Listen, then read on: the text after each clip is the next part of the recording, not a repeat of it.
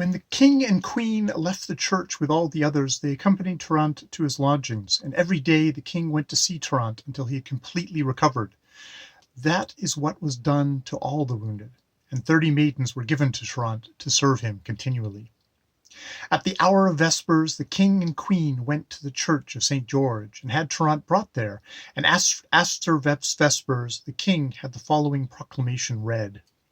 As we, judges of the tournament, have been given license by the king to judge all the battles that will be held within the time established by his majesty, we state and declare, Lord Valsermes died like a good knight, and we declare that he is to be buried and admitted to the Holy Mother Church, and that the glory of the battle will be given to Trnt LeBlanc.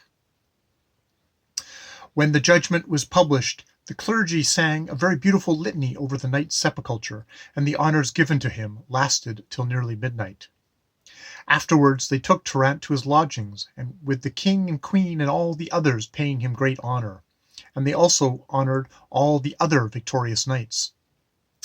May you have joy and consolation from what you most love, said the hermit, for you have told me how Trnt has been the victor over 3 knights, the 3 knights he defeated. My lord, said Deiphobus, he has done even more singular deeds that I have not yet told your grace. I would be very pleased, said the hermit, if you could tell me about them. My lord, your holiness should know that 2 months after Trnt had gotten out of his bed and could bear arms again, something very strange happened to him. The Prince of Wales came to the celebration with a large retinue of noblemen. His lodgings were near the city wall, and as he is a great hunter, he had many greyhounds.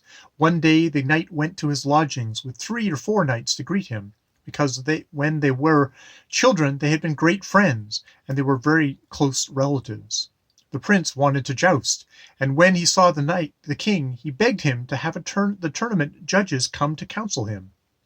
Trnt was returning from the city, and when he was in front of the prince's lodgings, a greyhound broke its chain and got out of its cage, and it was so fierce that no one dare go near it. As Trnt was passing through the middle of the square, he saw the greyhound running swiftly towards him to attack.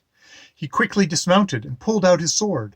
When the greyhound saw the sword, it turned back, and Trnt said, I don't want to lose my life or my honor for an animal.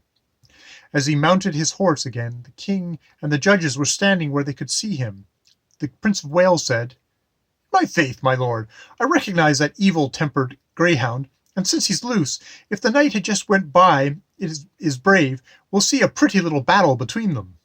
I believe, said the king, that is Trnt LeBlanc, and since he's made it run away one time, I don't think it will dare go near him again.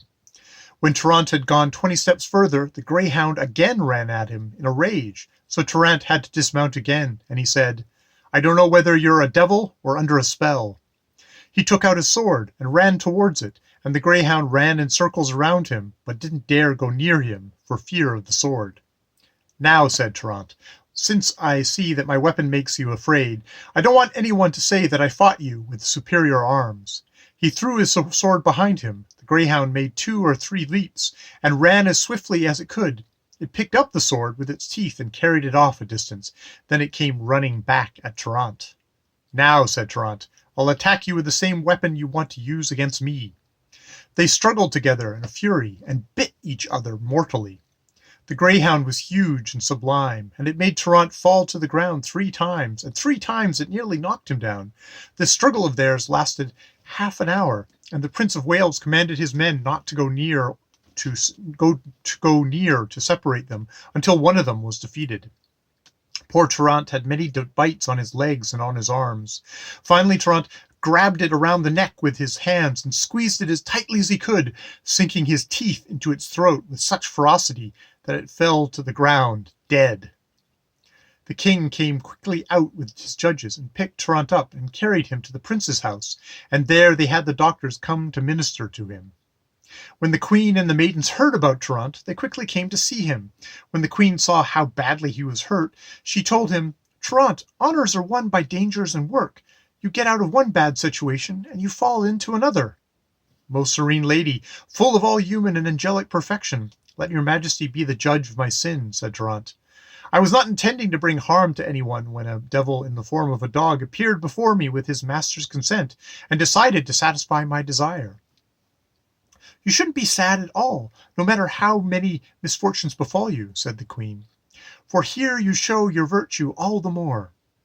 At this moment the king and the judges came out, and they told Trnt that they had seen the battle between him and the greyhound, and since he had thrown away his sword and the two were equal in arms, the judges were giving him the honor and the prize in battle, as if he had defeated a knight.